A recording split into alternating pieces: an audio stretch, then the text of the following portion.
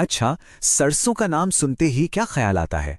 Hot dogs, sandwich पे लगी वो पीली सी चटनी है ना? पर रुकिए, इस आम से दिखने वाले मसाले के पीछे ना एक बहुत ही हैरान कर देने वाली कहानी छुपी है। तो आज हम इसी कहानी की परतों को खोलेंगे। तो चलिए थोड़ा टाइम में पीछे चलते हैं। सरसों कोई आज की चीज नहीं है, बल्कि इसकी जड़ें सोचिए 3000 ईसा पूर्व तक जाती हैं। कमाल है ना। प्राचीन ग्रीस और रोम में तो इसे सिर्फ मसाले की तरह नहीं, बल्कि दवा की तरह भी इस्तेमाल करते थे। और वो हमारी आज की पीली सरसों, वो तो बहुत बाद में 1904 में अमेरिका पहुंची। मतलब ये सिर्फ एक मसाला नहीं, ये तो इतिहास का एक जीता जागता पन्ना है। तो आज हम क्या क्या जानने वाले हैं। सबसे पहले कि ये सिर्फ एक मसाला क्यों नहीं है। फिर देखेंगे इसके सेहत से जुड़े फायदे, इसके तीखेपन के पीछे का साइंस क्या है, और हाँ, क्या इसके कुछ जोखिम भी हैं। और आखिर में इसे हम अपनी डाइट में सेफली कैसे शामिल कर सकते हैं। चलिए शुरू करते हैं।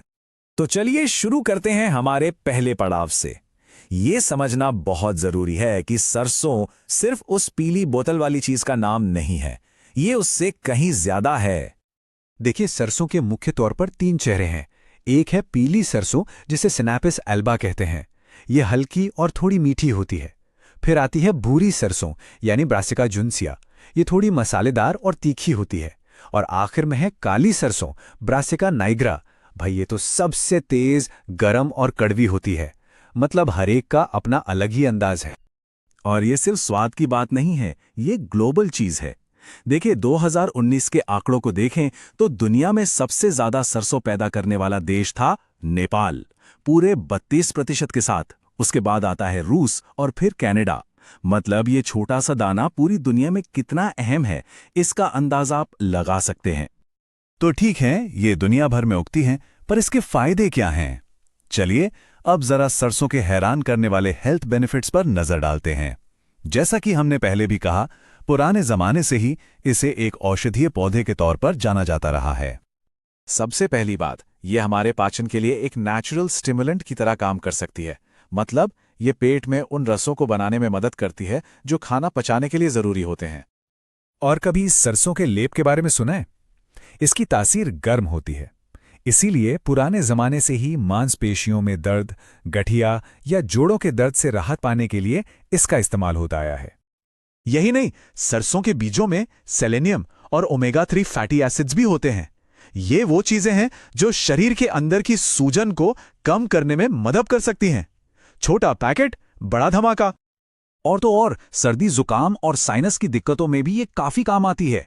ये एक डीकंजेस्टेंट की तरह काम करती है, मतलब बलगम को साफ करने में मदद करती है। और ये सिर्फ कोई घरेलू नुस्खे नहीं हैं। आयुर्वेद जैसी हमारी प्राचीन चिकित्सा पद्धति में भी सरसों को बहुत महत्व दिया गया है। इसे गर्म तासीर वाला माना जाता है, जो वात और कफ को शांत करने में मदद करता है। तो फायदों की लिस्ट तो काफी लंबी है, लेकिन सरसों की जो असली पहचान है, वो तीखापन, वो आता कहां से है? चलिए अब इसके पीछे का विज्ञान समझते हैं। देखिए, सरसों के बीजों के अंदर एक कंपाउंड होता है जिसका नाम है ग्लूकोसाइनोलेट्स। जब तक बीज साबुत है, ये बिल्कुल शांत बैठा रहता है। लेकिन जैसे ही आप बीज को पीसते हैं या चबाते हैं, एक एंजाइम जिसका नाम है मायरोसिनेज, वो रिलीज हो जाता है।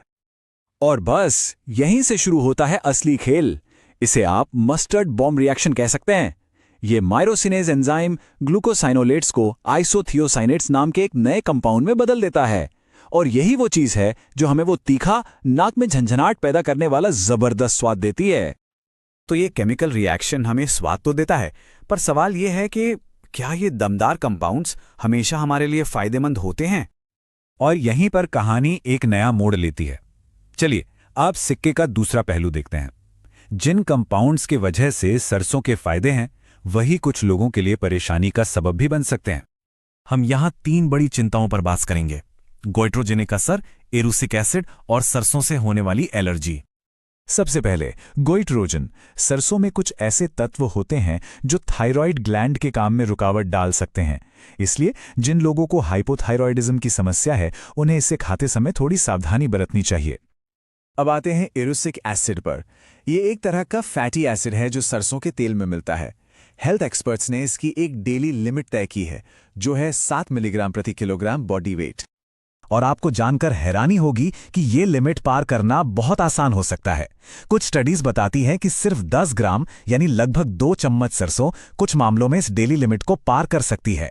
ये इस बात पर निर्भर करता है कि उस प्रोडक्ट में फैट कितना है। और आखिर में एलर्जी। सरसों एक बहुत ही कॉमन फूड एलर्जन है। यूरोपियन यूनियन और कनाडा जैसी जगहों पर तो इसे प्रायोरिटी एलर्जन का दर्जा मिला हुआ है। और सबसे बड़ी दिक्कत यह है कि ये अक्सर सॉस और पैक्ड फूड में एक छिपे हुए एलर्जन की तरह मौजूद होता है। तो हमने सरसों के फायदे भी देख लिए और नुकसान भी। अब सवाल ये उठता है कि हमारा फाइनल टेक अवे क्या होना चाहिए। देखिए, सीधी सी बात है, सरसों के दो चेहरे हैं। एक तरफ ये सूजन कम करती है, पाचन में मदद करती है और पोषक तत्वों से भरपूर है, तो वहीं दूसरी तरफ ये थायराइड में दखल दे सकती है। इसमें इर्यूसिक एसिड का खतरा है और ये एक खतरनाक एलर्जन भी हो सकती है। मतलब सब कुछ संतुलन पर निर्भर करता है। और ये हमें एक बहुत ही दिलचस्प सवाल पर लाकर छोड़ता है। हमारी रसोई में रोज इस्तेमाल होने वाली और कौन-कौन सी चीजें हैं जिनके ऐसे ही छिपे हुए दोहरे पहलू हो सकते हैं। शायद ये वक्त है कि हम जो रोज खाते हैं उसे थोड़ा और गौर से देखें। सोचने वाली बात है ना?